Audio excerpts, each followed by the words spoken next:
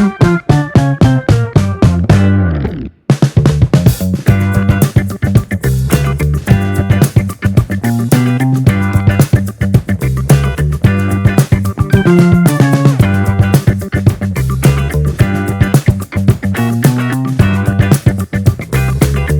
हम अपने अगले वक्ता को बुलाना चाहेंगे, किरण राणा जी को। आपका बहुत बहुत स्वागत है। आप प्लीज अपने विचार रखिए। Thank you ma'am. वेलकम। सबसे पहले आप सबको बहुत बहुत नमस्कार। मेरा नाम किरण राणा है। मैंने अभी आईआईटी दिल्ली से अपनी पीएचडी सबमिट की है, कंप्लीट की है रिसेंटली। तो और ये मेरा पहली इंटरेक्शन है आप सबके साथ ऐसे प्लेटफॉर्म में बोलने के लिए। तो सच में एक छोटा सा विचार सही में एक बड़ा बदलाव लाने की शुरुआत कर सकता है। ये एक बहुत अच्छा इनिशिएटिव है आप सबका। मैं अभी सचिन कुमार जी को सुन रही थी। बीइंग एन आईआईटीएन, मैं ये फील करती हूँ कि एक्चुअल में हमारे देश में सच में एम्प्लॉयमेंट का एक इशू है। और अभी जैसे मैंने अपनी पीएचडी कंप्लीट की है तो थोड़ा सा रेजिस्टेंस मैं भी फील कर रही हूँ। जैसे मैं रियल वर्ल्ड में इंटरेक्ट कर रही हूँ लोगों के साथ। तो सबसे पहले मैं ये फील करती हूँ कि प्रॉब्लम एजुकेशन सिस्टम में है। हमारे एजुकेशन सिस्टम में मैंने स्टेट कॉलेजेस से भी अपना मास्टर्स और बैचलर्स कंप्लीट किया है। उसके बाद पीएचडी मैंने आईआईटी में ज्वाइन की है। आईआईटी में जो एनवायरनमेंट है, आईआईटी के जो प्रोफेसर्स हैं, आईआईटी में जो गवर्नमेंट फैसिलिटीज प्रोवाइड कर रही है वो स्टेट गवर्नमेंट्स या प्राइवेट कॉलेजेस में इतना देखने को नहीं मिलता। तो आई थिंक अगर स्टूडेंट्स इनिशियली ही उनका माइंड इतना शार्प नहीं होगा, उनको बेटर एजुकेशन, बेटर टीचर्स नहीं मिलेंगे, तो आई थिंक वो आगे जाके कितना भी एक्सपोजर ले, उनका माइंडसेट इतना ज़्यादा डेवलप नहीं हो पाता। तो जैसा एक्सपोजर हमें आईआईटीज में मिलता है, आई थिंक अगर गवर्नमेंट ऐसे प्रोफेसर्स या ऐसी फैसिलिटीज ट्राई करे गवर्नमेंट इंस्टीट्यूट्स में या फिर प्राइवेट इंस्टीट्यूट्स अगर खुद को इतना डेवलप करे, तो आई थिंक इंडिया की जो अभी शेप है ये डेफिनेटली टाइम के साथ एक अच्छा रूप ले सकती है। तो आप सबके विचार तो बहुत बड़े थे देश को चेंज करने के लिए, देश को शेप देने के लिए। तो मेरे पास इतने बड़े आइडियाज तो नहीं है। एक बहुत छोटा सा आइडिया है जो जो मैं अभी जी रही हूँ उस आइडिया को।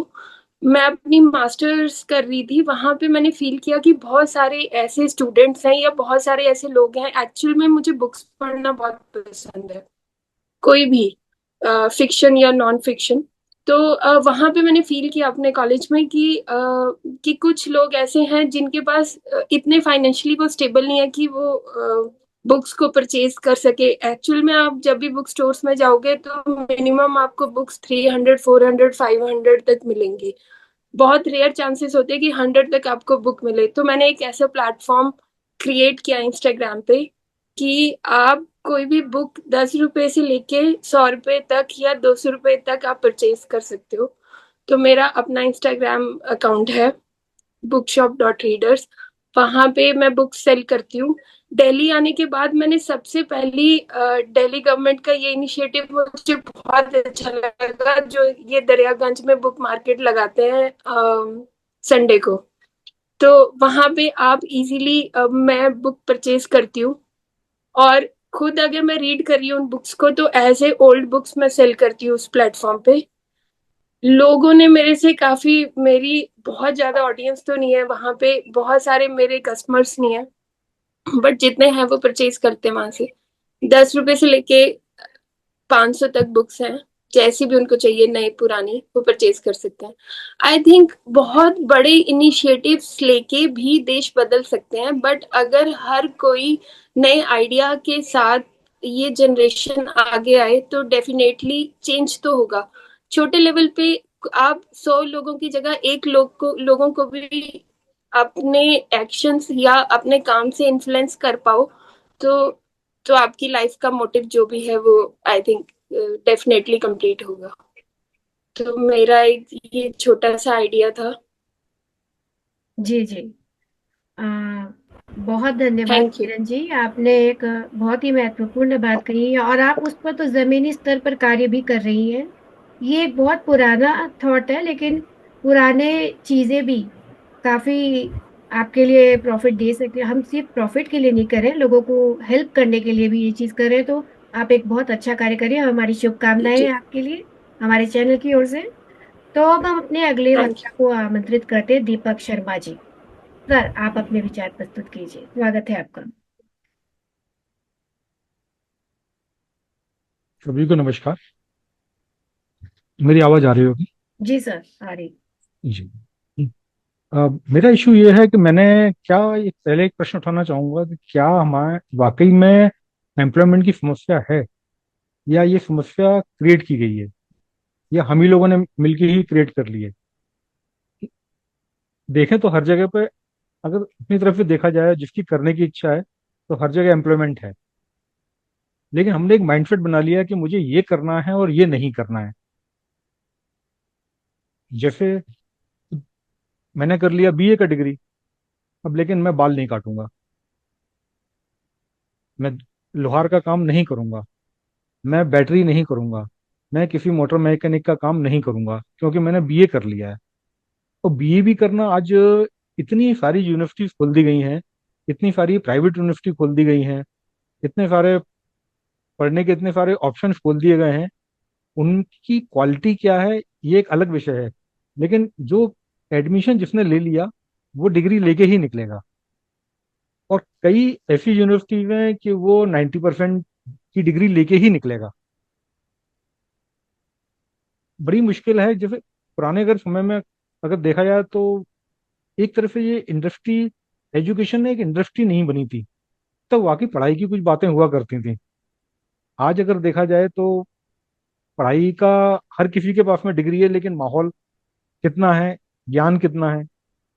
इवन मैं अपने व्यक्तिगत एक्सपीरियंस से बता रहा हूँ कि अभी मास कम्युनिकेशन के भी अगर किसी एग्जाम में चले जाइए और एक किसी छात्र से पूछ लीजिए कि दिल्ली की मुख्यमंत्री कौन है, तो एक इतना बड़ा समूह है जिसको नाम ही नहीं मालूम होता। उनको ये नहीं मालूम कि दिल्ली में लेफ्टिनेंट गवर्नर हैं या केवल गवर्नर हैं, ये चीजें नहीं मालूम है। तो आखिर समस्या यही है कि क्या हमारी जो पढ़ाई हम कर रहे हैं वो पढ़ाई उस लायक है जो हमको कुछ रोजगार सिखा पाए। एक मुद्दा हमारे पास में तो ये है।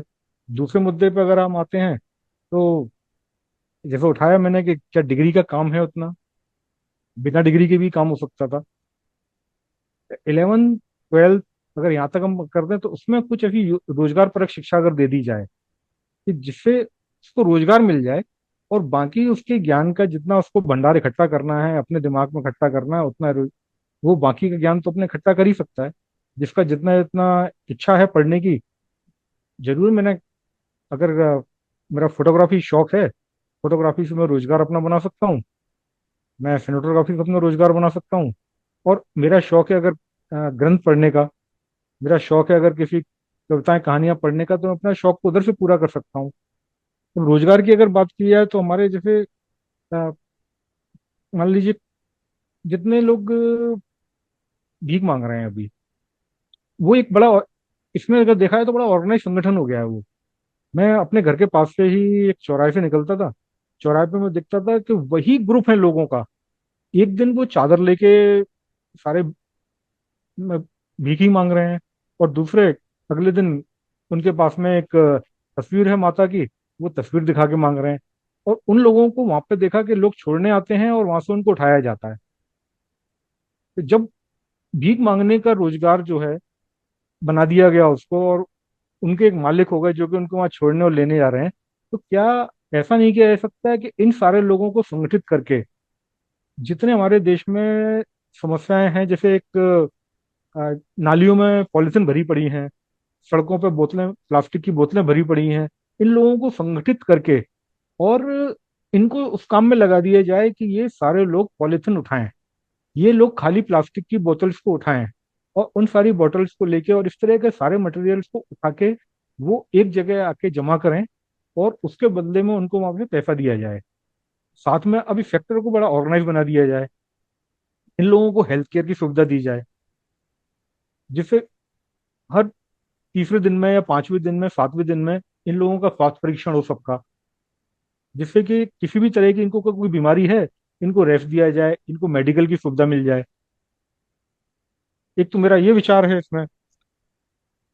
और ये सारी इनको जब सुविधाएं सारी मिलेंगी तो निश्चित तौर से हमारी जो दूसरी समस्याएं हैं वो समस्याओं की तरफ भी वो समस्याएं खत्म होंगी।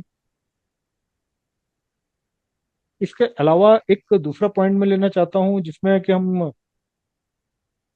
कृषि के तरीके, हमारे खेती हम करना नहीं चाह रहे हैं। गांव में अगर किसी ने कोई डिग्री ले ली है, वो बैठा हुआ है कि अब मैं खेती भी नहीं करूंगा, क्योंकि खेती करने का काम तो वो दूसरे तरीके के लोगों का है। अब जिसके बड़े खेत हैं वो सेठ जी बने हुए हैं, वो उनको चाहिए एक लेबर उठा के लेके आते हैं, उन लेबर से काम कराते हैं, और वो लेबर एक तरह से बड़ी अनहाइजीनिक कंडीशन में उनको रखा गया है ना। उनके पास में फिर वो बेसिक सुविधाएं नहीं है। कृषि के तरीके जो हैं इनके लिए हम रोजगार और प्रत्यक्ष और अप्रत्यक्ष तरीके से अ, अगर उसमें पूरे व्यवस्थित तरीके से इनको रोजगार का मुहैया कराया जाए तो वहां पर भी एक ऑर्गेनाइज वे में काम करने वाले खेतों में लोग दिए जा सकते हैं। एक पॉइंट और मैंने अपना रखा था, जैसे कि हर घर में एक काम हो गया है कि एक सुबह खाना बनाना है, शाम को खाना बनाना है, रात को खाना बनाना है। अब क्या एक बड़े स्तर पे इसको नहीं बनाया जा सकता कि सारा खाना अगर एक ही जगह बने, पूरे एक बड़े समूह का, पूरे एक मोहल्ले का, एक अगर मान लो 500 लोग, 1000 लोग और 5000 परिवारों का खाना एक साथ में अगर एक जगह बने और वैरायटी बने और वैरायटी लोगों को मिलती रहे। बहुत बढ़िया, एक, बहुत एक, बढ़िया। एक तो कंस्ट्रक्शन इस सॉरी इसका कुकिंग का कॉस्ट भी कम हो जाएगी। और एक व्यक्ति जो केवल 3 टाइम का खाना बनाने के लिए ही घर में लग गया, देश की अगर देखा जाए तो आधी आधी आबादी महिला मानी जाए, आधी पुरुष मानी जाए, और ये मान लिया गया है कि खाना बनाने का घर में काम तो सिर्फ महिलाओं का ही है। अब वो महिलाएं केवल उनका काम अब घर में खाना बनाना ही रह गया है। अगर खाने का हमारा ऐसी व्यवस्था हमारी बन गई तो वो लोग वो सारे फ्री हो गए। अब फ्री होके वो अपनी रुचि के अनुसार और कुछ दूसरे काम भी कर सकते हैं। मैं ये नहीं कर रहा हूँ खाना बनाने में रुचि नहीं है, पुरुषों की भी खाना बनाने में रुचि है, उसमें जेंडर का कोई लेना देना नहीं है। लेकिन एक हमारे समाज ने एक बना दिया है कि ये काम महिलाओं का ही है। और इस तरह का खाना अगर इकट्ठा सही जगह बनेगा तो वो सबके, और ये भी एक ऑर्गेनाइज तरीके से हो गया, हर एक के घर में टिफिन पहुंच जाएगा उनके हिसाब से। और जब खाना पहुंच गया और तरह तरह का व्यंजन मिलेगा हर एक को, और इसमें फिर कई लोगों का पूरी चेन बन जाएगी और कई लोगों को इसमें रोजगार भी मिलेगा।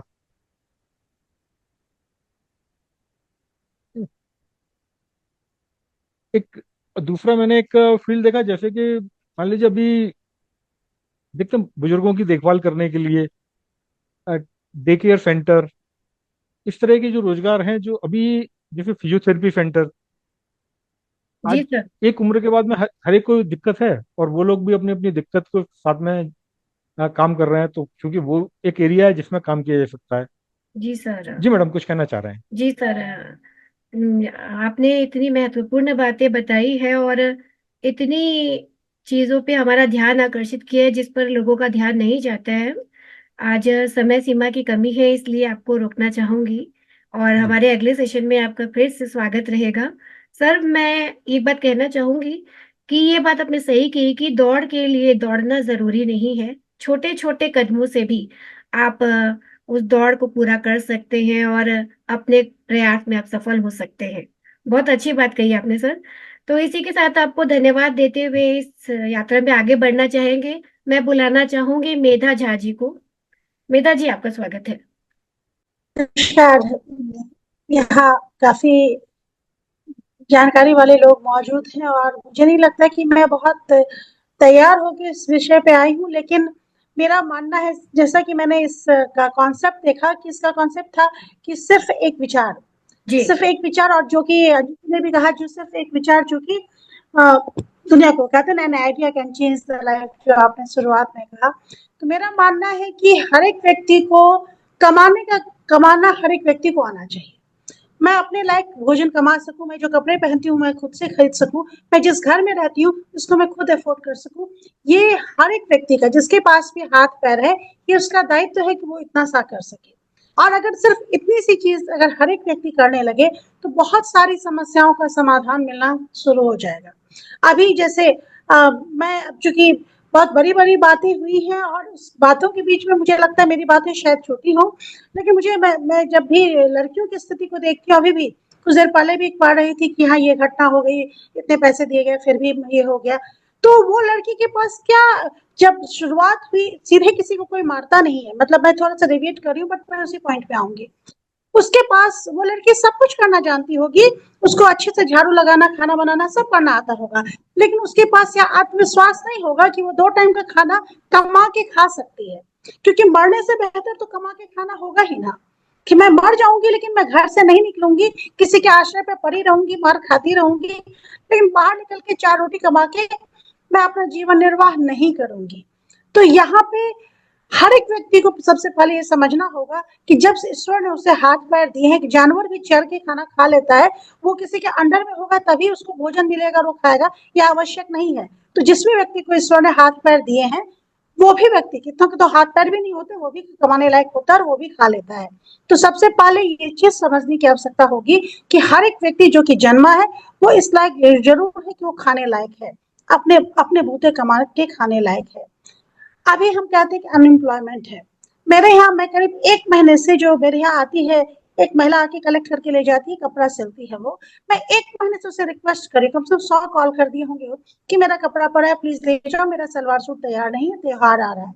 उस महिला के पास 1 महीने में टाइम नहीं, और फाइनली उसने फोन कर दिया, मैडम जी मैं गौरी गणेश के बाद ही मुझे टाइम मिलेगा, मैं आऊंगी। यानी वो इतनी व्यस्त है। मेरे यहाँ खाना बनाने वाली शाम में आती है, मैंने उससे बहुत रिक्वेस्ट किया कि सुबह सुबह मुझे बहुत अफरा तफरी होती है, सुबह में अगर आ जाओ तो मुझे नाश्ता मिल जाएगा, तब मैं कुछ उसका और दूसरा कुछ काम कर पाऊंगी, मैं अपने ऑफिस निकलने से पहले। उसने कहा नहीं मैडम मेरे पास टाइम नहीं, मैं सुबह दूसरे घर में जाती हूँ। हम कहते हैं एम्प्लॉयमेंट की समस्या है। एक प्लम्बर जिसको कि मैंने कम से कम 20 दिन मैंने उसके पीछे मैं पड़ी, तब आके उसने मेरे यहाँ आके उसने ठीक किया। हम हमेशा कहते हैं कि हमारे यहाँ इतनी बड़ी एम्प्लॉयमेंट की समस्या है, इसके बावजूद जो ये सब जो बेसिक लेवल के हैं, हमारे हिसाब से हम बड़े पढ़े लिखे बड़े स्मार्ट लोग हैं, और ये जो है हमसे निचले स्तर के हैं। और ये निचले स्तर के होते हुए भी अगर आप जानिएगा कि इनकी मंथली इनकम कितनी है, तो अगर आप प्रॉफिट में गिनिएगा, इनकम वो नहीं होती कि जो आप हाथ में लेते हैं, इनकम वो होती है जो आपके सारे खर्चे के बाद आपके पास बचता है। तो वो अगर आप देखिएगा तो इनका हमसे ज्यादा बचता है। इनके वो हाई फाई स्कूल में इनके बच्चे नहीं जाते हैं, ये सामान्य जगह पढ़ाते हैं, और ये अपने बच्चों को सिखाते हैं कि जो ये कर रहा है वही करके, और ये हमसे ज्यादा सुंदर जीवन, ऐसा नहीं कि इनका जीवन बहुत साधारण होता है। तो ये मैं उस तबके की बात करें जो कि हमसे थोड़े नीचे हैं। जो हमारे तबके के हैं वो एक ग्रेजुएट, तो आजकल एक सामान्य से सामान्य घर में भी मैं अभी मेरा मुख्य फोकस महिलाओं पे है, तो सामान्य से सामान्य महिला भी ग्रेजुएशन करती ही है। पर सिर्फ ग्रेजुएशन कर लेना आपके जीवन को, आपको सक्षम नहीं बना देगा कि आप ग्रेजुएशन कर ली तो आपके हाथ में बड़े लड्डू आ गए। हर एक स्त्री को जो घर में भी है उसे 2 घंटे का काम जरूर करना चाहिए, ताकि उसको पता चले कि कमाना थोड़ा मुश्किल होता है। नहीं मैं घर के कामों को मेधा जी, आपने बहुत अच्छी बात कही, एक विशेष समाज की एक विशेष जेंडर की और आपने ध्यान आकर्षित किया, और जो नीचे निम्न तबके के लोग उनके बारे में आपने बताया, उनकी मेंटालिटी बताई। लेकिन जो आप से हम ये भी जानना चाहते हैं कि आपने क्या सोचा, आपका क्या विचार है कि आप समाज को क्या देंगी जिससे उन्हें रोजगार मिले। देखिए मैं जैसे फिलहाल मुझे संजोग मिला कि मैं 5-6 इंडस्ट्री में रही हूँ, फाइनली मैं शिक्षण इंडस्ट्री में, लेकिन इससे पहले भी मैं टूरिज्म से शुरुआत में, सर ने जो कपिल सर ने शुरुआत की थी, मैं टूरिज्म में ही MBA हूँ, और मैं इंडिया के 17 स्टेट्स में रह के मैं वहाँ काम कर चुकी हूँ। तो मैं जहाँ जहाँ भी रही, मैंने वहाँ के जो रॉ लोग जो कि कुछ नहीं जानते थे, क्योंकि टूरिज्म अभी सबसे बड़ा उभरता हुआ क्षेत्र है, और मैं जब वहां थी तो एज ए मैनेजर मैं, जो लड़कियां कुछ नहीं कर सकती थी वो भी पानी पटा सकती हैं, हमारा रिजॉर्ट चलाता था, उसमें वो पानी पटा सकती है, किचन में हेल्प कर सकती है, और ट्रेनिंग तो उन्हें मिल ही जाती थी। स्पा के लिए लोग मिलने में इतनी मुश्किल होती थी जो मसाज करते हैं। तो इतने सारे काम है।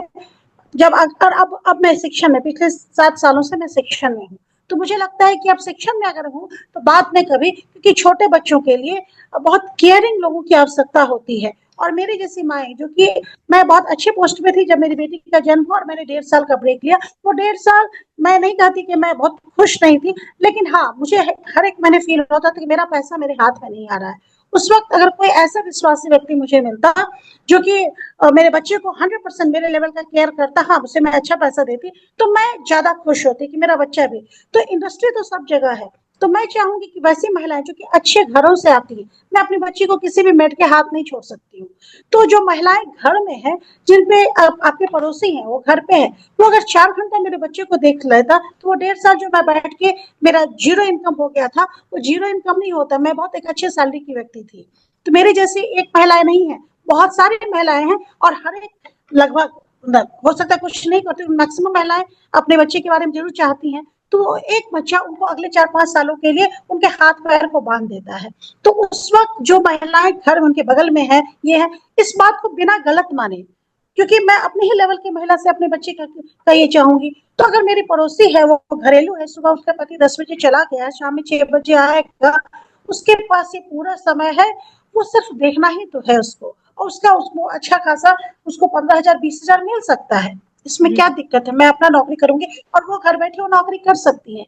तो मुझे लगता है इस तरह की महिलाओं का जो कि घरेलू हैं, उनका अगर एक बनाया जाए, उनकी सेवा ली जाए, उनको एक खास अच्छा पेमेंट दिया जाए, तो वो अपने घर से बाहर भी नहीं जा रही हैं, अपने घर को भी देख रही, उनके बच्चे स्कूल से 3 बजे आ रहे हैं, उनको भी देख रही हैं। साथ में उनका अपना एक देश के लिए, समाज के लिए और अपना एक इनकम बढ़ाने के लिए एक बहुत अच्छा कंट्रीब्यूशन हो सकता है, ये मुझे जी लगता है। और ये एक बहुत ज़रूरी चीज़ है।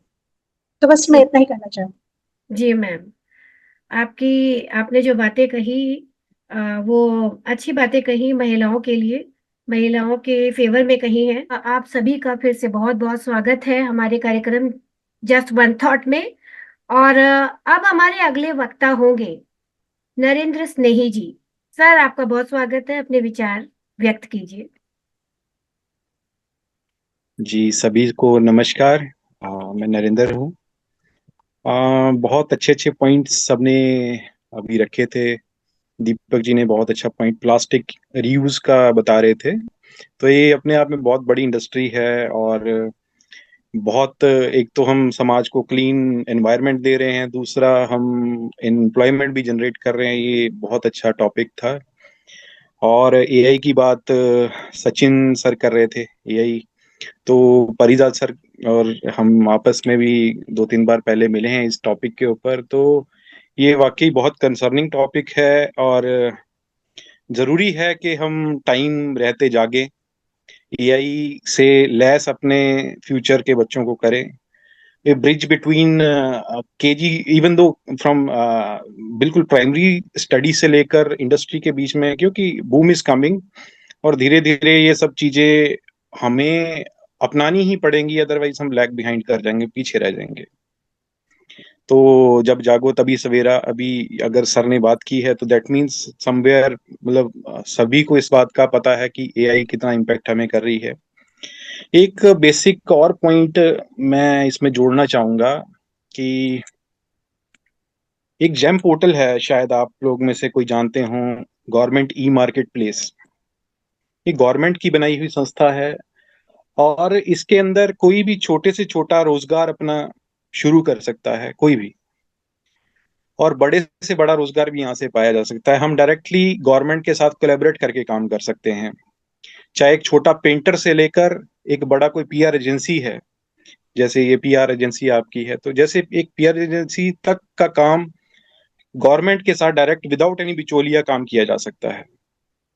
तो ये जरूर, जिनको तो इस बारे में नॉलेज है वो जरूर जानते ही होंगे, पर जिनको नहीं है वो बिल्कुल आगे से आगे इस बात को जरूर बताएं कि गवर्नमेंट बिल्कुल एफर्ट करती है, ऐसा नहीं है। अभी इन्वेस्टमेंट्स की भी, सीड इन्वेस्टमेंट्स की भी बात बता रहे थे, वो जनधन योजना की भी बात सर बता रहे थे। तो गवर्नमेंट भी अपना रोल प्ले अच्छे से कर रही है इस मामले में, लेकिन थोड़ा सा एक जो सेंस ऑफ रिस्पॉन्सिबिलिटी जिसमें हम सब लैग करते हैं, बीइंग इंडियन, हम बोलते तो हैं हम इंडियन हैं, पर हम देश के लिए कुछ करना नहीं चाहते।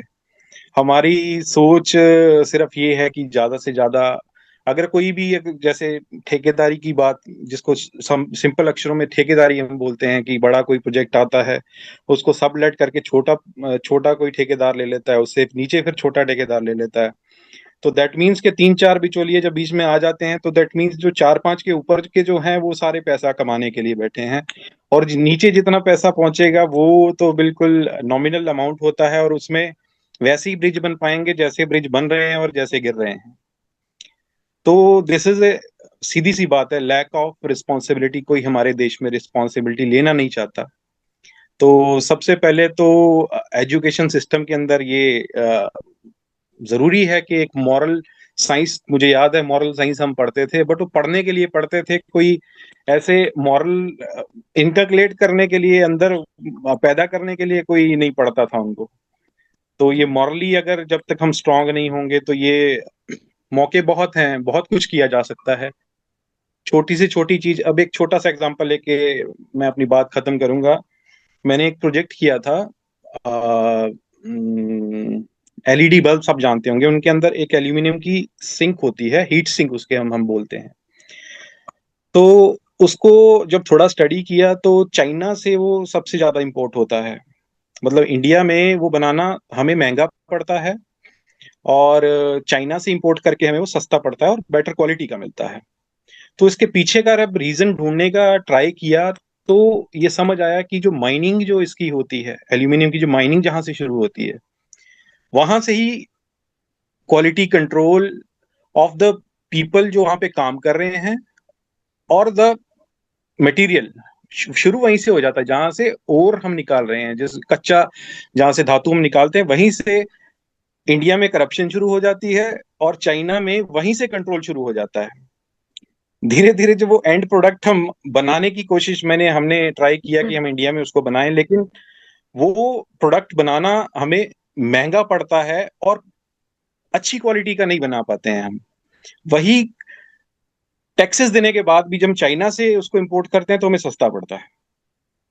तो ये कितना एक बायस है कि वही चीज जो इंडिया में हम अपने देश में बना रहे हैं वो हमें महंगी पड़ रही है, और चाइना से इंपोर्ट करके वही बेटर क्वालिटी में हमें सस्ती पड़ रही है।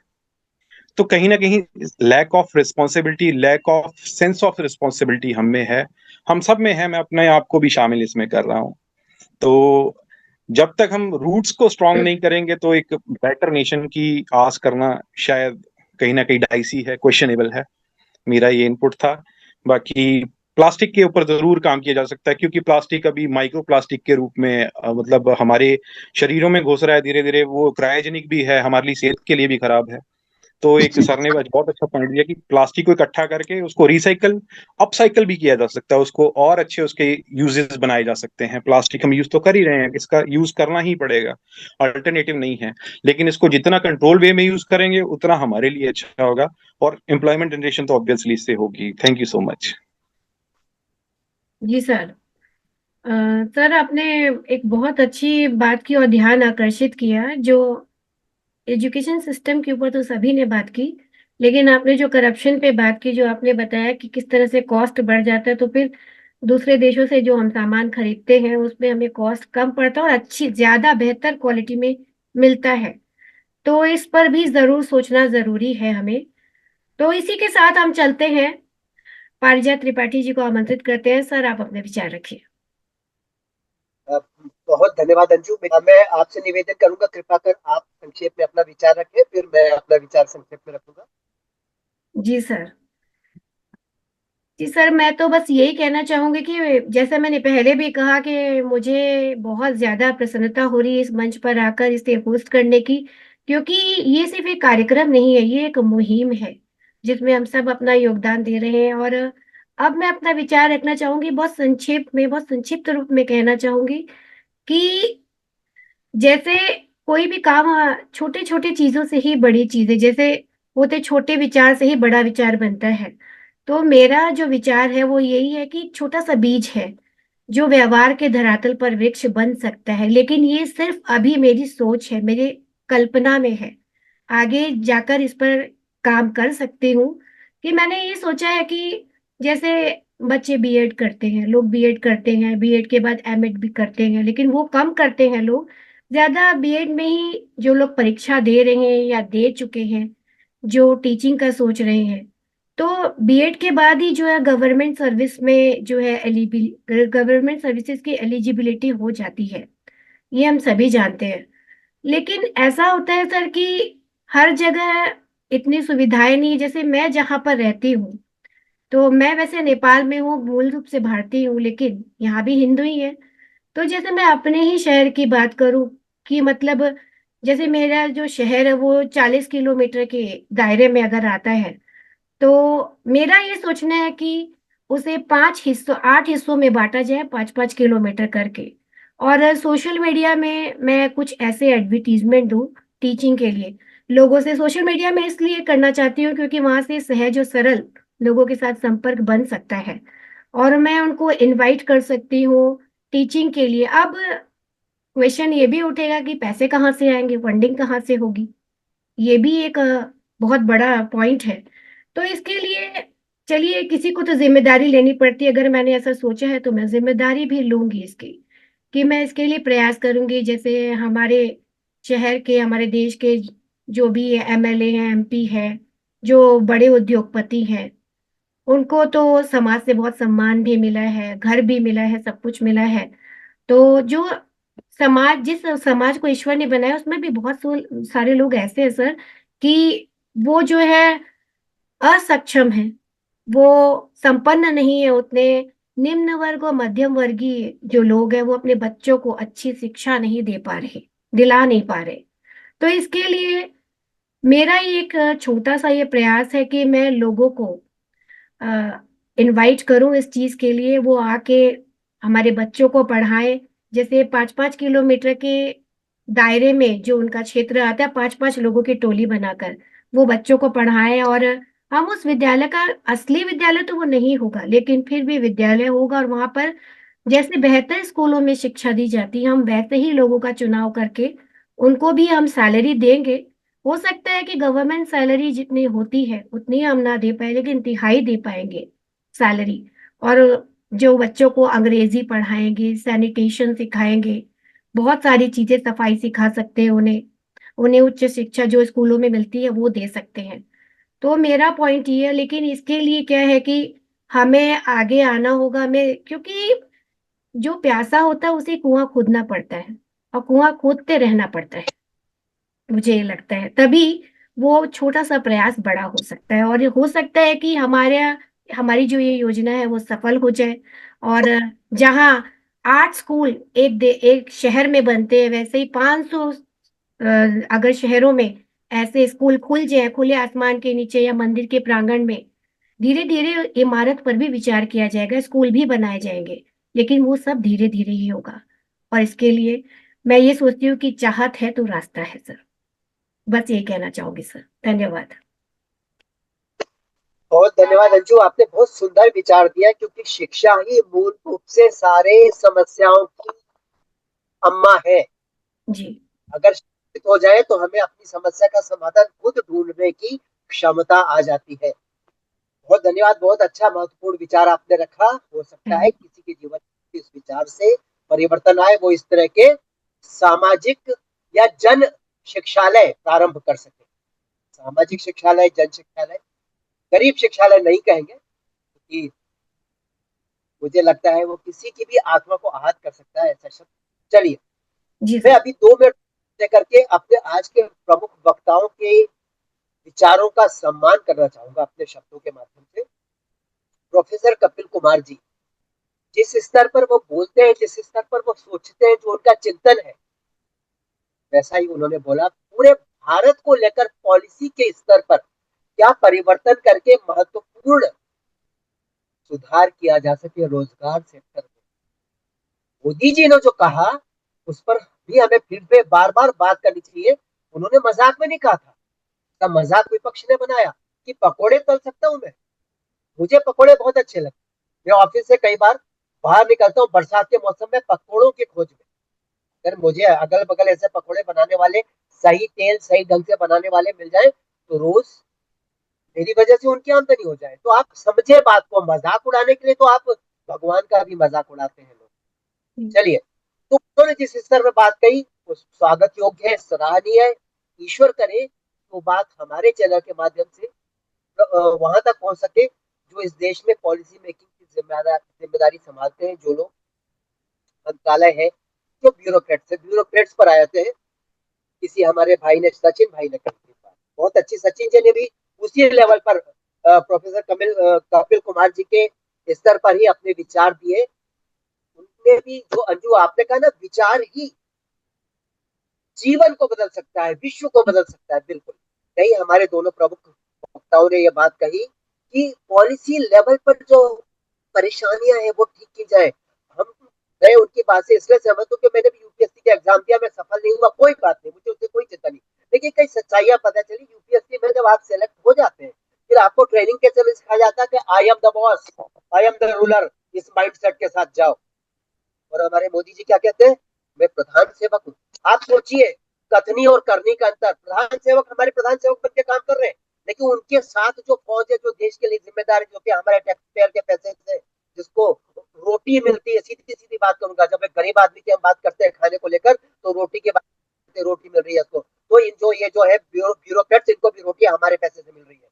पर जिम्मेदारी नहीं है, सेंस ऑफ रिस्पॉन्सिबिलिटी की बात कीजिए, बिल्कुल सेंस ऑफ ऑनेस्टी की बात भी कीजिए। सेंस ऑफ ऑनेस्टी तो बिल्कुल नहीं है, सेंस ऑफ रिस्पॉन्सिबिलिटी तो बड़ी नकली है और बहुत तरीके से उसको मैनिपुलेट करना आता है। हम सब बड़े गधे हैं, पढ़े लिखे, हम बन जाते हैं। कभी आपने अपनी सोसाइटी में पूछा है, जैसे हम एक सोसाइटी में, एक हाउसिंग सोसाइटी में रह रहे हैं, इसी इसका नाम है आशियाना ग्रीन्स, इंदिरापुरम में, ये एनसीआर में आता है। कभी हमने यहाँ के जो अध्यक्ष महोदय उनसे पूछा है कि जो इस बार साल भर जो हम लोगों के मेंटेनेंस के पैसे से आपने ऐश किया है वो बताओ, उनका खर्चा बताओ, जो हम लोगों के लिए लगाए सोसाइटी में काम है वो बताओ। कोई नहीं पूछता, कोई नहीं पूछता, और लाखों करोड़ों कमा लेते हैं वो। हमारे एक पड़ोस में, मैं संगम का हूँ और मैं गर्व से कहता हूँ मैं संघी हूँ, भारत माता का बेटा हूँ। तो एक हमारे संघी अध्यक्ष एक सोसाइटी में, उन्होंने बताया कि हर साल 2 4 5 10 लाख हम बचा लेते हैं खर्च करके, साल भर खर्चा कर करके, फिर भी पैसे बच जाते हैं। हमने कहा एक कमाल है, एक ऑनेस्टी आपकी है, एक ऑनेस्टी हमारी सोसाइटी के लोगों की, ऐसी बहुत सारी है। एक कॉमन नेचर है इंसान का, कॉमन नेचर ये है कि बेईमान हो जाएगा, बेईमान हो जाएगा, डंडा चाहिए, भयबिन होए न प्रीति, 57वां दोहा है सुंदरकांड का। भयबिन होए न प्रीति, राम जी ने 2 बार इस बात को कहा। तीसरे वाले दोहे के बाद तीसरी वाली जो चौपाई है, चौथी चौपाई में फिर यही बात कही उन्होंने। ठीक है, तो ये बड़ी जरूरी है। ये आज 2 पैरों के जो जंतु विचरण कर रहे हैं हमारे समाज में, तथा कथित सभ्य समाज में, ये उनके लिए महत्वपूर्ण है। चलिए, हम बहुत अच्छी बात कही, मैं आगे बढ़ता हूँ। दीपक शर्मा पे आता हूँ। एक क्रांतिकारी विचार दिया है मोदी जी, सुनेंगे दीपक जी, मजाक नहीं कर रहा हूँ, आपको गले लगाएंगे वो, क्योंकि आपने क्या कहा, आपने एक सामाजिक परिवर्तन की एक नई अवधारणा दी। उस अवधारणा में आपने बताया कि एक समाज जो कि इकाइयों में बटा हुआ, परिवार की इकाइयों में और भी अकेला होता जा रहा है। बच्चे माँ बाप को निकाल करके वृद्धाश्रम भेज रहे, कितने सेल्फ सेंटर्ड होते आ रहे, और अकेला होता जा रहा है समाज। बच्चे आज शादी नहीं कर रहे, लिव इन में रहेंगे, और अकेला होता जा रहा है समाज, परिवार खत्म होने वाला है। आपने इतनी बढ़िया उदाहरण दी, परिवार महान परिवार के रूप में, विशाल वृक्ष के रूप में स्थापित होने वाला है। आपने कहा पूरे मोहल्ले का खाना एक साथ बनाइए। आपको पता है अगर आपके इस विचार पर काम हो जाए, इस देश में कितना पैसा बचेगा, इस देश के लोगों का कितना पैसा बचेगा, वो कितना आनंद आएगा। उस भोजन को जब सब मिल बांट करके एक साथ बैठ करके खाएंगे, अट्टहास करेंगे, ठाके लगाएंगे, टेस्ट लेंगे और मजे से बातें करेंगे, मिलना जुलना भी होगा, पैसा भी बचेगा, और उस खाने का आनंद अलग होगा। खाना बच भी जाएगा, आप अपने मोहल्ले के काम वाली बाइयों को भी खाना भिजवा सकते हैं रोज बचे हुए खाने में से। बहुत बड़ा, बहुत क्रांतिकारी, मैं सलाम करता हूँ आपके विचार, wonderful, great, no doubt about. आपने कुछ और बातें कही, ध्यान से हट गई है, लेकिन मैं आपको अलग से चर्चा पर बुलाऊंगा, अलग से नीति इनको, अपने सचिन भाई को बुलाऊंगा, हमारे मित्र नरेंद्र जी को बुलाऊंगा। अभी मैं आ जाता हूँ किरण जी के, बाद में मेधा जी पर बात। किरण जी ने शुरुआत की, उन्होंने बताया कि जैसे कि मैं जानता हूँ, मेरे मित्र है नरेंद्र जी, उनकी धर्मपत्नी है किरण जी। नरेंद्र जी सॉफ्टवेयर इंजीनियर है, किरण जी ने पीएचडी की है, और अभी वो आईआईटी में शिक्षा का योगदान दे रही है। पीएचडी वर्ड पर मेरा ध्यान चला, जरा सोचिए आप लोग, हम सब लोग पढ़े लिखे ना, तथाकथित पढ़े लिखे, क्यों? क्योंकि हमने बुद्धि के दरवाजे बंद कर दिए, इसलिए तथाकथित शब्द जोड़ना पड़ रहा है।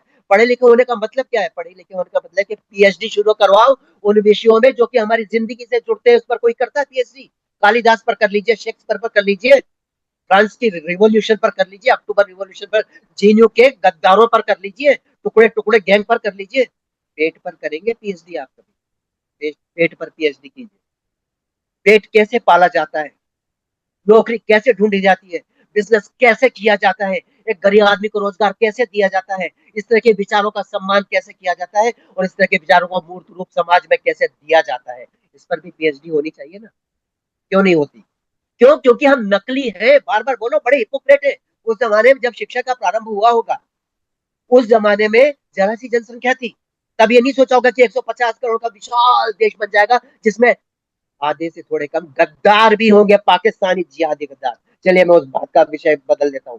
लेकिन आज ये स्थिति है कि आपको नौकरी में प्रतिष्ठा का भाव निकाल करके, लात मार करके, किक मार के निकालना पड़ेगा, वरना बच्चे नहीं पाल पाओगे। हमारे किसी भाई ने कहा, बहुत अच्छी बात, मेधा जी ने भी कही, मेधा जी पर भी आया था मैं, कि महिलाओं के लिए जो घर में बैठी हुई है कितना बढ़िया, इसमें कोई अपमान है क्या? अगर पड़ोस की महिला के बच्चों को वो दिन में उनका उनके साथ प्यार से समय बिताएंगे, मुझे बच्चों के साथ बहुत अच्छा लगता है, बच्चों को पढ़ाना, उनके साथ खेलना, उनके साथ मस्ती करना, कितना बढ़िया, ईश्वर की कृपा से आपको योगदान मिल रहा है, अवसर मिल रहा है, सॉरी, योगदान तो आप दे देंगे, अपने प्रेम से उस बच्चे को थोड़ी देर बैठेंगे, उसके साथ सिखाएंगे देश प्रेम, ऑनेस्टी, सच झूठ। नदी किनारे सांप है, झूठ बोलना पाप है, ये नैरेटिव चला करके सच का मजाक उड़ाया गया इस देश में। देखिए, बहुत अच्छी बात कही हमारे मित्र नरेंद्र जी ने, सब पर आ रहा हूं मैं। नरेंद्र जी ने कहा कि क्या ऐसी बात है कि वहां भी एक बंदा है, वो भी इंसान है, चाइना में। हमारे यहाँ भी एक सरकार है, वो भी इंसानों की सरकार है। हमारे यहाँ भी प्रोडक्ट बनता है, उधर भी बनता है, लेकिन उनका अच्छा क्यों बनता है? क्योंकि हम बेशरम लोग बेईमान हैं जड़ से। उन्होंने कहा वहां से, जहां से शुरू होती है ना दातून तोड़ी जाती है, उस समय से उसके ऊपर नियंत्रण शुरू हो जाता है, सरकार की नजर होती है, करके दिखाओ बेईमानी, और पढ़ते हैं हंटर। ये समाजवाद, प्रजातंत्र समाजवाद का ही दूसरा ढोंगी चेहरा है। इसीलिए राजतंत्र को मैं समर्थन देता हूँ। क्यों? क्योंकि अगर भ्रष्ट मिल गया, आपके यहाँ एक राम जी भ्रष्ट मिल गया, मान लीजिए राम जी पर भी लोगों ने उंगलियां उठा दी थी, और राम जी एक सुशासन के सर्वोत्तम मानक है। आप राजतंत्र का ही एक बेईमान होगा, वो अकेला खा लेगा, कितना खा लेगा। आज तो आपके मोहल्ले में पार्षद से लेके एमएलए से लेके एमपी तक सारे एक से बढ़ के एक रामखोर, हर रामखोर है। ठीक है, राम जी से लेना देना नहीं है उनको, हर रामी से लेना देना। Sorry, my don't mind my language, I don't mind my language, I am sorry, I am happy to say this again. हर रामी है साले। आपके गड्ढों से कितने एक्सीडेंट हो जाते हैं। एक बच्चा और एक पिता जा रहे थे, और सड़क पर बरसात में गड्ढा हो गया। यहीं की बात बता रहा हूँ। पार्षद सो रहा था अपने घर में, एमपी सो रहा था अपने घर में, विधायक सो रहा था, माता पिता गरीब घर का था, दूध देने जा रहे थे, बच्चा भी नहीं रहा, पिता भी नहीं रहा, वो एक छोटा सा गड्ढा था, उसने कांड कर दिया। उसकी शिकायत करने उनकी पत्नी कहाँ जाएंगी? मैं कहाँ जाऊंगा अगर उनका साथ दूंगा तो? कौन सुनेगा? हंसेंगे, कहेंगे अरे बेवकूफ, पता नहीं तुझे कलयुग चल रहा है, घोर कलयुग की तरफ बढ़ रहे हैं हम, क्या सोच के आया, चलो बाहर को कुत्ते छोड़ दो इस पे। कुत्ते छोड़ दिए जाएंगे मेरे ऊपर। मैं इसलिए इतने आक्रोश से बोल रहा हूँ कि हम सब पढ़े लिखे मूर्ख यहाँ पर चर्चा तो कर रहे हैं, पर हमें पता है हमारे बस में कुछ नहीं है। लेकिन हमारे बस में यह है कि हम अपनी आवाज से आग लगा सके। आवाज से आग लगाइए ना, लगाइए, दिल खोल के बोलिए, सारा सच बोलिए, क्या होगा, ज्यादा फांसी पर चढ़ा देंगे। लेकिन आपको फांसी पर चढ़ते देखे कई लोगों का खून खोलेगा, और तब व्यवस्था बदलेगी, तब तंत्र बदलेगा। बहुत जरूरी है ईमानदारी, बहुत जरूरी है संवेदना, बहुत जरूरी है मानवता। हमारा धर्म संवेदना मानवता का धर्म है। सत्यनिष्ठा ईमानदारी को कहते हैं, हिंदी में लोग नहीं जानते, लेकिन बताना चाहूंगा, सत्यनिष्ठा हमारी जीवन का हिस्सा है। ये सब कौन सिखाएगा? पीएचडी किस पर कराएगा? कौन कराएगा? यहाँ पे भ्रष्ट लोग, नकली लोग पीएचडी, एजुकेशन की बात कर लेते हैं। हमारे कई भाइयों ने एजुकेशन की, कौन सी एजुकेशन आप आज दे रहे हैं जिससे किसी का पेट पल रहा है, बताइए।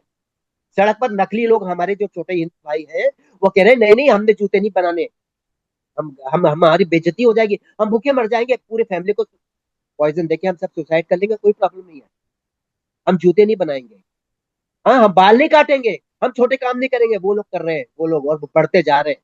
धीरे धीरे नीचे से कोढ़ आगे बढ़ रहा है, जो पूरे शरीर को कब्जाने वाला है। ये जी जरूरी सर। है कि इन पर हम ध्यान दें। मैं माफी चाहता हूँ, मैं बहुत ज्यादा इमोशनल जैसी बातें कर रहा हूँ, और कुछ लोग मुझे पागल समझ सकते हैं। I am happy to be पागल। अगर मेरे किसी विचार से इस देश में, इस समाज में कुछ परिवर्तन आता है, तो इससे खुशी की बात क्या हो सकती है? आगे भी आप लोगों को भाइयों मैं आमंत्रित करूंगा ऐसी महत्वपूर्ण विषयों पर गरीबी की बात हुई, एक विषय वो भी था, भिखारियों पर बात हुई। बड़ा मुश्किल काम है भिखारी बनना, मैंने एक बार प्रयास करके देखा है। कंबल ओढ़ करके मैं बैठा था, कुछ देर भाग लिया बाद में। सुबह से शाम तक आप अपना शक्ल छिपा करके या शक्ल खोल करके लोगों के प्लीज दे दो कुछ, ऐसे करते करते शाम और हर दिन साल भर और जिंदगी भर कैसे कर लेंगे? नहीं हो सकता, नहीं हो सकता, नहीं हो सकता। हाँ, अगर मेरे हाथ कटे, मेरे पैर कटे तो ठीक है, फिर भीख लोगों को मुझे देनी चाहिए, मुझे मांगने की जरूरत नहीं है। मानवता का धर्म है ना हिंदू धर्म, देनी चाहिए। हमारा वो भाई जो खुद सक्षम नहीं है, अब उसको सक्षम करेंगे, ये सोच भी होनी चाहिए। इसीलिए तो संवेदनशीलता की बात की है। क्षमा चाहता हूँ, प्लीज आगे बढ़िए अंजू। मेरा विचार मैं जी अगले सर। राउंड में मतलब जी मिनट में दे दूंगा। ये मेरा वैचारिक विचार है, जमीन से जुड़ा हुआ। Thank you. जी, बहुत धन्यवाद सर। आपने जिन लोगों ने भी अपने विचार रखे उन सब की समीक्षा की, सबके बारे में बताया, इसके लिए बहुत बहुत धन्यवाद सर। और अब मैं बुलाना चाहूंगी सचिन शर्मा जी को। सर, सर आवाज नहीं आ रही है, वॉइस। जी अंजू जी, बहुत ही क्रांतिकारी विचार रखे पारिजात भाई ने। जी शरीर में एक बिजली सी दौड़ गई। मुझे लगता है कि सारी बातें ठीक है उनकी, जितने भी उन्होंने विचारों को रखा है, पॉइंट्स को रखा है। कहीं ना कहीं मानवता बहुत ज़्यादा इंपॉर्टेंट है, कहीं ना कहीं ऑनेस्टी बहुत ज़्यादा इंपॉर्टेंट है। हम जिस समाज में रहते हैं उस समाज के प्रति हमारी बहुत सारी जिम्मेदारियां बनती हैं। ठीक है, पैसा कमाना अलग होता है, एक स्टेज होती है जब हम पैसे के पीछे भागते हैं, लेकिन एक स्टेज हमेशा ज़िंदगी में ऐसी आती है जहाँ हमें इन पैसे के लोभ से निकलकर अपने उस समाज के बारे में सोचना चाहिए जहाँ हम पैदा हुए हैं, जहाँ हम बड़े हुए हैं, जहाँ हम इतने सक्षम बने हैं कि आज हम अपने पैरों पर खड़े होकर कमा रहे हैं और लोगों को एम्प्लॉयमेंट दे रहे हैं। मुझे लगता है कि इसमें बहुत सारे पॉलिसीज़ और फ्रेमवर्क्स जो हैं वो हमको उनको हम रिविजिट करना पड़ेगा। सबसे पहले तो देखिए, मैं अपने सारे को पैनलिस्ट को बताऊं, मैं अपने लिंक्डइन प्लेटफॉर्म पे या मैं ट्विटर प्लेटफॉर्म पे बहुत एक्टिव रहता हूं और मैं वहाँ पे हमेशा एक बात को बहुत ज़्यादा जोर देता हूँ कि इंडिया में जो रिजर्वेशन फोकस्ड पॉलिटिकल मॉडल जो है वो हमें ख़त्म करना कर पड़ेगा कहीं ना कहीं, वरना आप देखेंगे कहीं ना कहीं हम और आपके साथ भी ऐसा हो सकता है कि हमारे पास एक कोई इमरजेंसी सिचुएशंस हो जहाँ पे हम किसी सरकारी हॉस्पिटल पे जाए और वहाँ पे एक ऐसा डॉक्टर हमें मिले जो यूट्यूब पे देख के हमारा ऑपरेशन कर डाले। राइट, पिछले दिनों ऐसे हुआ कि एक डॉक्टर था, उसको ऑपरेशन करना आता नहीं था, वो रिजर्वेशन कोटे से था और उसने यूट्यूब पे जाके देखा और पेशेंट को ऑपरेट किया और पेशेंट की कुछ गलत वलत नस काट दी और पेशेंट जो है उसका मृत्यु हो गई। ये सबसे बड़ी प्रॉब्लम है। और क्योंकि मैं कहीं ना कहीं पॉलिटिकल सिस्टम की बहुत ज़्यादा क्लोज रहता हूँ, मैं पॉलिटिशियंस के साथ बहुत ज़्यादा इंटरेक्शन करता हूँ, ब्यूरोक्रेट्स के साथ बहुत ज़्यादा इंटरेक्शन करता हूँ, तो मैं ये कहीं ना कहीं अपने मैसेजिंग के साथ करता रहता हूँ। और क्योंकि मैं टेलीविजन प्लेटफॉर्म्स पे तो मैं मोस्टली सारे चैनल्स पे रहता हूँ, तो कहीं ना कहीं मैं इन चीज़ों को बहुत ज़्यादा उठाता हूँ। पारिजात भाई से भी मेरी वहीं पर ही मुलाकात हुई थी। एजुकेशन रिफॉर्म्स जहाँ तक की बात है, देखिए इस देश के अंदर नौकरी का होना कोई बहुत बड़ी प्रॉब्लम नहीं है। जब चाइना जैसी कंट्री जो एक 38 ट्रिलियन इकॉनमी है, हम एक 4 ट्रिलियन इकॉनमी में बैठे और हमें लगता है कि हम बहुत तीर मार रहे हैं। इंडिया का जो पोटेंशियल है वो बहुत ज़्यादा है, लेकिन हम अपने पोटेंशियल को इसलिए लिवरेज नहीं कर पा रहे हैं क्योंकि कहीं ना कहीं हमारे पॉलिसीज पैरालिसिस हैं। हम वो चीज़ सही टाइम पे नहीं करती है जब उसकी ज़रूरत होती है। आज हम एआई की बात करते हैं, आदि के स्कूल के अंदर हम कॉस थीटा साइन थीटा आज भी पढ़ रहे हैं। क्यों पढ़ रहे हैं? उसका हमारी लाइफ में क्या एप्लीकेशन है? जैसा नरेंद्र भाई ने बोला कि भाई हमारे अपने जो एजुकेशन सिस्टम है, अगर हम कहीं ना कहीं बात करते हैं कि हमें टेक्नोलॉजी बिल्ड करनी है, तो सबसे पहले हमें उस टेक्नोलॉजी इंफ्रास्ट्रक्चर को बिल्ड करना पड़ेगा। हमें अपने बच्चों को साइकोलॉजिकली रेडी करना पड़ेगा कि बेटा the world belongs to the technology. आज सडनली कोई आदमी ऑफिस आता है, उसको बोला जाता है कि कल से आप ऑफिस मत आइए क्योंकि आपकी जो जॉब है वो एक रोबोट करेगा हमारे लिए। लेकिन गवर्नमेंट ने, और इनफैक्ट मोर देन गवर्नमेंट में बोलूँगा, जो कॉर्पोरेट लॉबी है, उन्होंने कहीं ना कहीं पिछले 4 साल में एक मैसेजिंग करी है कि एआई लोगों की जॉब्स नहीं लेगा। लेकिन फैक्ट ये है कि एआई लोगों की जॉब ले रहा है और इंडियन गवर्नमेंट ने कोई ऐसा इकोसिस्टम रेडी नहीं किया है जहाँ पे हम इन पैरेलल अपने एआई स्किल डेवलपमेंट प्रोग्राम पे फोकस कर रहे हो। आज हम स्किल डेवलपमेंट की क्या बात करते हैं? टोकरी कैसे बनाई जाएगी, लिफाफे कैसे बनाए जाएंगे, या कढ़ाई कैसे की जाएगी, एम्ब्रॉयडरी कैसे की जाएगी। लेकिन हम कहीं ना कहीं ये बात नहीं कर रहे हैं कि देखिए हमारी जो मैक्सिमम पॉपुलेशन है वो शहरों में रहती है, और क्योंकि हम चाइना से कम्पीट कर रहे हैं, कहीं ना कहीं हम देखते हैं कि अगर एशिया पैसिफिक के अंदर चाइना को कोई कम्पीट कर सकता है तो वो इंडिया कर सकता है। तो हमें एक एआई पावर बनना पड़ेगा, क्योंकि एआई हमारी इन हाउस टेक्नोलॉजी नहीं है, तो हमें उसको कहीं ना कहीं माइग्रेट करना पड़ेगा। और वो कैसे माइग्रेट करेंगे? जब हम उसको एक ऑर्गेनाइज सेक्टर में लेके जाएंगे। अभी हम क्या एक अनऑर्गेनाइज सेक्टर में जा रहे हैं। उससे क्या हो रहा है कि हम हर चीज़ में एआई डाल रहे हैं। अगर हमें रेस्टोरेंट में वेटर्स चाहिए तो वहाँ पे हम वेटर्स को रिप्लेस करके अपने रोबोट्स लगा रहे हैं। हम शेफ्स को रिप्लेस करके रोबोट्स लगा रहे हैं। कंटेंट राइटिंग जो कंपनीज करती हैं, जो मीडिया कंपनीज है, पब्लिकेशन कंपनीज है, आप देखिए लोग चैट जीपीटी यूज करते हैं और वहाँ पे कंटेंट राइटर्स की जॉब जा रही है। तो कहीं ना कहीं ये बहुत इंपॉर्टेंट है कि गवर्नमेंट इन चीज़ों को देखे। दूसरी बात, इनफैक्ट तीसरी बात मैं ये कहना चाहूँगा कि देखिए जितना भी एक करप्शन फ्रेमवर्क है वो कहीं ना कहीं ब्यूरोक्रेसी के रास्ते से होकर जाता है। और गवर्नमेंट को ये बात समझनी पड़ेगी कि जो भी एक इंफ्रास्ट्रक्चर बिल्ड करते हैं, चाहे वो फिजिकल है चाहे वो टेक्नोलॉजिकल है, हमें उसके अंदर से वो टेंडरिंग जो प्रोसेसेस होते हैं उनको निकालना पड़ेगा। जब हम टेंडर प्रोसेस में जाते हैं तो कहीं ना कहीं एक साइकोलॉजिकली हमारे ऊपर ये होता है कि हम सस्ता वाला टेंडर लेंगे। और क्योंकि सस्ता टेंडर होता है, जैसे नरेंद्र भाई ने बताया कि वो आगे उसको आउटसोर्स कर देते हैं सस्ते में, तो हम क्वालिटी से कॉम्प्रोमाइज कर जाते हैं। ये मेरा खुद का एक्सपीरियंस है। मैंने अभी एक स्टेट के अंदर में एक चीफ मिनिस्टर से बात कर रहा था। उन्होंने मुझे बोला कि आप आके हमारी स्मार्ट सिटी का कंसल्टिंग करिए। जब मैंने उनसे बात करी कि आपका विजन क्या है स्मार्ट सिटी के बारे में, आपका इकोनॉमिक विजन क्या है, आपका कॉर्पोरेट गोल्स क्या है, आपके जीडीपी गोल्स क्या है, आपके पर कैपिटल गोल्स क्या है, ही वॉज एब्सोल्युटली ब्लैंक। और वो मेरे को बोलता है मुझे कुछ नहीं पता। तो मैंने कहा देखिए आपका सिटीजन चार्टर क्या रिक्वायरमेंट है स्मार्ट सिटी का, आप मुझे बताओगे तभी तो मैं आपके लिए पूरा स्मार्ट सिटी प्रोजेक्ट डिजाइन करूंगा। तो मेरे को उन्होंने पता है क्या क्या जवाब दिया है? मैं बता रहा हूँ, एक आईएएस ऑफिसर ने मुझे क्या जवाब दिया कि सर आप अपने क्रिएटिविटी लेवल्स यूज कर लो और बना के दे दो। तो जो हमारा जो पूरा ये ब्यूरोक्रेसी मॉडल है उनके लिए स्मार्ट सिटी की डेफिनेशन बहुत सिंपल है कि मेरे हर गली हर नुक्कड़ पे सीसीटीवी कैमरा लगा होना चाहिए, बस मेरी स्मार्ट सिटी बन गई। आप देखिए कितनी भी बड़ी बड़ी स्मार्ट सिटीज़ हैं, गुड़गांव है। मैं तो सरप्राइज हो गया जब मुझे किसी ने बताया कि आगरा भी स्मार्ट सिटी है। अब आगरा में कितना पानी भरता है, वो स्मार्ट सिटी किस एंगल से मेरे को समझ नहीं आता, बट हमारे यहाँ स्मार्ट सिटी है।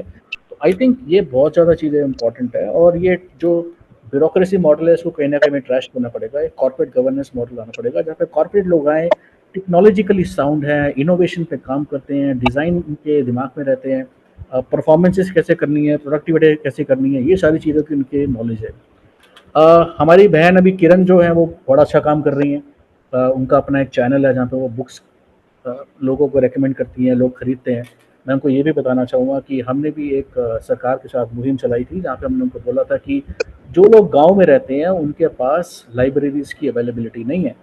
तो हमने कहीं ना कहीं पूरा वो उसका एक डिस्कशन लोकसभा में उसका प्रेजेंटेशन भी हुआ था और उसके बाद सरकार ने डिजिटल लाइब्रेरीज को लॉन्च किया। तो आप चाहें तो अपने चैनल पर जो लोग आपके चैनल पर सब्सक्राइब हैं आप उनको डेली एक मैसेज कर सकते हैं कि आपके पास अगर संसाधन नहीं है कोई बात नहीं, आप डिजिटल लाइब्रेरीज पे जाइए और वहाँ से आप पीडीएफ बुक्स डाउनलोड करके आप हर तरह की किताब वहाँ पे पढ़ सकते हैं। जी सर। तो ये आपके लिए एक इनपुट है किरण जी। और बस यही कहना चाहूँगा कि देखिए जो दीपक भाई बोल रहे थे, देखिए क्या होता है दीपक भाई, बहुत से लोग ऐसे होते हैं कि जो जिनके अंदर स्किल इशू होता है तो वो सब चीज़ें मैनेज हो जाती हैं। लेकिन बहुत से लोग ऐसे होते हैं जहाँ पे विल इशू होता है, जो कहते हैं मुझे बाल नहीं काटने हैं, मुझे मुझे ये काम नहीं करना, तो वो एक विल इशू है। जहाँ पे विल इशू आता है वहाँ पे ना तो सरकार कुछ कर सकती है ना हम कुछ कर सकते हैं। अगर हमारे बच्चों में विल इशू आ जाए कि हमें नौकरी नहीं करनी, हमें काम ही नहीं करना, हमें बस सुबह 11 बजे 12 बजे सो के उठना है, तो उसके अंदर तो हम भी एज ए पेरेंट लाचार हो जाते हैं। तो ऐसे लोगों का तो हम कुछ नहीं कर सकते हैं, बट कहीं ना कहीं हमें कोशिश करनी चाहिए कि हम जितना भी स्किल डेवलपमेंट कर पाएँ। मेरा खुद का एक चैनल है, मैं वहाँ पे बहुत सारी बिजनेस की स्टडीज़ डिस्कस करता हूँ क्योंकि मैं आईआईटी के साथ जुड़ा हुआ हूँ। मैं बिट्स पिलानी के अंदर मेंटोर हूँ, एडवाइज़र हूँ, मैं सेंटर ऑफ एक्सीलेंस देखता हूँ। तो मैं काफ़ी सारी इन्फॉर्मेशन शेयरिंग अपने प्लेटफॉर्म पे करता हूँ। तो मुझे लगता है कि ये रिजर्वेशन, एजुकेशन रिफॉर्म्स और तीसरा ये ब्यूरोक्रेटिक मॉडल ये ट्रैश होना चाहिए। We will be absolutely fine. देश के अंदर नौकरियों की प्रॉब्लम नहीं है, बस हमें ये आइडेंटिफाई करना है कि हम उन चीज़ों को कैसे नलीफाई कर पाएँ जो हमें नौकरियां क्रिएट करने नहीं दे रही है। बहुत बहुत धन्यवाद जी, बहुत धन्यवाद सर।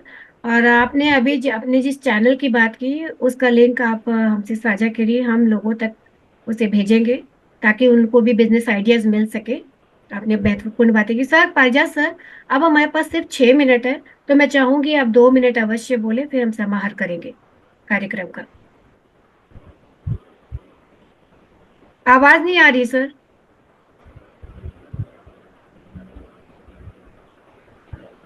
सर आवाज नहीं आ रही। क्या आवाज आ रही है? क्या अब अभी आ आ रही रही है आवाज? जी, आ रही है। जी जी। जो किरण जी ने बात कही थी, किरण जी का भी उनका लिंक भी हमें देना है। जो डिजिटल लाइब्रेरी की बात अभी जी जी सचिन काम कर रहे हैं, उनका भी लिंक हमें देना है। हमारे दीपक भाई और हमारे नरेंद्र भाई या हमारे दूसरे जो भाई हैं जो सुन रहे हैं, देख रहे हैं, वो चाहे तो अपने अपने कोई भी काम जो समाज के लिए कर रहे हैं, अपना काम कर रहे हैं, वो हमें दीजिए। हम यहाँ पे मंच पर खड़े होकर के सबको बताना चाहेंगे। हम चाहेंगे कि आप सबसे जुड़े, सब आपसे जुड़े। यही तो समाज जीने का तरीका है। चलिए जल्दी से मैं अपनी बात पूरी कर देता हूँ। जमीन से जुड़ा हुआ एक विचार जो काम आ सकता है बहुत सारे लोगों के, जिसके लिए हमने मूल रूप से आज का विषय रखा था कि कैसा आप काम करें कि कई लोगों के घर चूल्हा जुले। सबसे आसान काम है, कहा जाता है कि कहते हैं स्टेशनरी में बहुत कमाई है, कई लोग कहते नहीं फूड में बहुत कमाई है। परसेंट डबल प्रॉफिट में है, बिल्कुल फूड में है। लेकिन फूड आप तभी खोले फूड का धंधा जब आपको फूड का धंधा खुद करना आता हो, तभी चलाना आता है, ये मानिए। अगर आप दूसरे के कंधे होकर के पीछे बाबू साहब बन करके शेफ रखेंगे, 4 दिन में बंद हो जाएगा धंधा, शेफ भाग जाते हैं। आपको खुद शेफ बनना पड़ेगा। चलिए खाने के धंधे पर बात करते हैं। सबसे आसान है, सबको पसंद है, चाहे गर्मी हो चाहे सर्दी हो। वैसे कोरोना में भी लोगों ने चाय पी है। सबसे आसान चीज है चाय बनाने। बिल्कुल सड़क पे उतर जाइए, आप कहोगे अरे पारिजात ठेला लगाने की बात करो। हाँ जी, कह रहा हूँ मैं ठेला लगाने की। शर्म आती है तो घर में तो कह दो बच्चों से नहीं पालूंगा तुम्हें, ठीक है। ठेला लगाने का मैं आइडिया दे रहा हूँ। लेकिन होममेड चीज को हमेशा अच्छा माना जाता है। होममेड चाय शुरू कीजिए अपने घर से। 200 रुपए का 300 रुपए का विजिटिंग कार्ड बनता है। होममेड टी, पारिजात त्रिपाठी टी का था, मैंने शुरू किया था जब हमारा मैंने पत्रकारिता छोड़ करके 2017, 18, 19 में कोरोना के पहले शुरू किया था। टी कासा स्पेनिश में कहते हैं, कासा मतलब टी कासा टी हो, घर से बना हुआ। तो घर का प्रोडक्ट है अगर होममेड टी, तो लोग पसंद करते हैं। विजिटिंग कार्ड सब जगह बांट के उसमें लिखा है नंबर सुबह 8 बजे से लेकर रात 8 बजे तक मुझे फोन कीजिए, हम आपको चाय देंगे, खाने को कुछ चाहिए तो वो मिलेगा। दिन भर लोगों के फोन आते हैं हमारे पास, आपके पास भी आएंगे। एक लड़का रखिए, 2 बच्चे रखिए, अच्छे पैसे दीजिए उसको ताकि हंस हंस के काम करे। वो 4 फेरे लगते हैं आपके आसपास के मार्केट में। आपके घर जो सोसाइटी आसपास, उनके घर के बाहर से निकल करके घूमते हुए जाएंगे। कुछ नहीं करना है, कोई सीटी नहीं बजानी है, कोई घंटी नहीं बजानी है, लोग अपने आप उनको बुलाएंगे।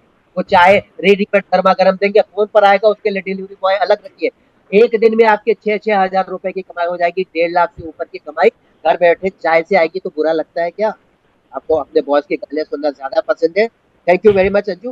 तो करिए, मुझे लगता है कि मजे लीजिए जिंदगी के। जिंदगी बेकार है अगर मजे नहीं ले पा रहे, अपने धंधे का मजा लीजिए। धंधा ऐसा करके एक मोहल्ले में एक शुरू कीजिए, हर मोहल्ले में शुरू कर दीजिए।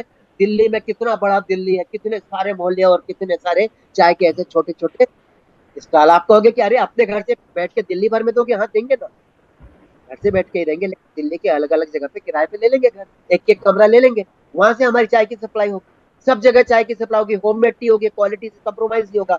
अच्छा चाय देंगे, पूरी देंगे, जितनी होती है उतनी देंगे। बहुत अच्छा है, कोई जी प्रॉब्लम सर। नहीं। इससे अच्छा क्या एग्जाम्पल है? दूसरा एग्जाम्पल भी बहुत सारा है। जैसे अंजू ने कहा, इस तरह की ओपन स्कूलिंग, हमारे साथ कपिल जी थे, ओपन नेशनल ओपन यूनिवर्सिटी में है। ओपन स्कूलिंग हम लोग शुरू कर देंगे ना, गवर्नमेंट से बात करेंगे। इतने 50-70 स्कूल खोल रखे हमने छोटे छोटे मंदिर के प्रांगण में, टेंट लगा करके। बोलो हमें दोगे, हम सही बच्चों सही टीचर रख रहे हैं, सही उनका सर्टिफिकेशन देंगे, हमें रिकॉग्निशन दोगे? दे दोगे तो बहुत अच्छी बात है, गरीब के बच्चे पढ़ेंगे। मेरा ख्याल था योगी जी से मिलने का, 1 रुपए का स्कूल शुरू करेंगे। गरीबों से लेंगे ना हम 1 रुपए, ताकि उनको ये ना लगे हम फ्री में पढ़ रहे हैं। उनकी भी इज्जत है। 1 रुपए जी दीजिए, हम आपको एजुकेट, तो कम से कम 1 रुपए से वो इज्जत से आएगा कि मैं भिखारी नहीं हूँ। इस बात का भी तो ध्यान रखना है। आप कर सकते हैं इसी तरह से। हेड मसाज, पूरे देश भर में एक हेड मसाज की बहुत बड़ी संख्या फैक्ट्री शुरू, हर सिटी में एक ईमानदार हेड मसाज, मसाज का मतलब गलत मत लीजिए।